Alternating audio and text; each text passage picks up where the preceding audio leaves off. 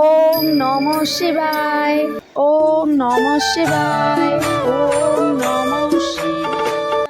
সকাল সকাল মা বলেছিল যে তাড়াতাড়ি কিন্তু আজকে ঘুম থেকে উঠে যাবি, কিন্তু আমি কি আর শুনি, সেই আমার উঠতে উঠতে সেই বেলা 9টা ছাড়া আমি উঠতেই পারি না। ব্যাস তারপর তড়িঘড়ি দাঁত মেজে ফ্রেশ হয়ে চলে গেলাম আগে ফুল আনতে গিয়ে দেখি বেলা 9টা অবধি হলো, গাছের ফুল কিন্তু আমার জন্য ওয়েট করছিল। অন্যান্য সময় সকাল 6টা-7টা বাজলেই ফুল পাওয়া যায় না, কিন্তু আজকে দেখলাম যে না, ফুল রয়েছে। মহাদেবী যেন চাইছিল যে ওনার পুজোর ফুল আমি আজকে তুলি, তার জন্য বোধহয় রেখে দিয়েছিল। তো যাই হোক, ফুল তুলে বেলপাতাগুলো তুলতে শুরু করলাম।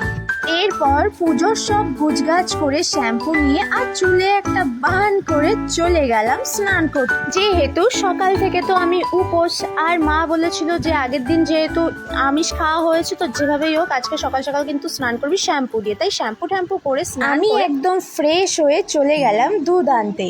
যেহেতু আজকে শ্রাবণ মাসের প্রথম সোমবার, তাই সমস্ত কিছু করতে হচ্ছে।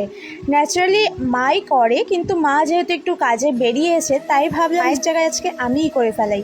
তারপর পুজোর সবটা গুছিয়ে আমি বসে গেলাম সুই আর সুতো নিয়ে। মহাদেব শুনেছি আকন্দ ফুল আর নীলকণ্ঠ ফুল খুব ভালোবাসে, তাই ভাবলাম যে আকন্দ ফুলের মালা আর না কিনে গাছের থেকেই না হয় কটা আকন্দ ছিঁড়ে সেটাই আমি নিজের হাতে বানাবো।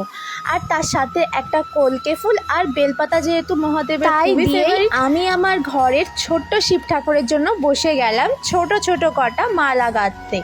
তো দুটো মালা গেঁথেছি, কারণ একটা আমি দেবো আর একটা মা দেবে। তো আমার জন্য পিঙ্ক কালারের মালাটা আমি গেঁথেছিলাম, আর মায়ের জন্য কলকে ফুলের মালাটা গেঁথে রেখেছিলাম। বাজারে কেনার থেকে নিজের হাতে এই যে পুচকি মালাগুলো করেছি, বাজারের মালার থেকে যেন আমার কাছে বেশি পছন্দ লাগলো। তোমাদের কেমন লাগলো অবশ্যই কমেন্টে জানিও আমায়, যে আমার এই ছোটো ছোটো মহাদেবের মালা তোমাদের কেমন লেগেছে। তারপর ঠাকুরকে ভোগ নিবেদন করে ব্যাস এরপর হলো আসল সময়, মহাদেবের মাথায় জল ঢালার সময়। বসে গেলাম মহাদেবের মাথায় জল ঢালার জন্য। আমি আগাগোড়াই মহাদেবের ভক্ত, কারণ ছোট থেকে মহাদেবের যে কোনো উৎসব বলো, শিবরাত্রি বলো বা নীলের পুজো বলো, আমি একেবারে উপোস করে মহাদেবের মাথায় জল ঢালতে খুবই ভালোবাসি। তো যাই হোক, জল ঢালা কমপ্লিট করে ঠাকুরকে প্রণাম জানিয়ে আমি আমার পুজো কমপ্লিট করে ঘরে গিয়ে আমার সেই জটলা চুল নিয়ে বসলাম, যা জট বেঁধেছিল। তো যাই হোক, চুল আঁচড়িয়ে বসে গেলাম এবার সাবু মাখতে, কারণ মা সেই সকালবেলা সাবু ভিজিয়ে গিয়েছিল।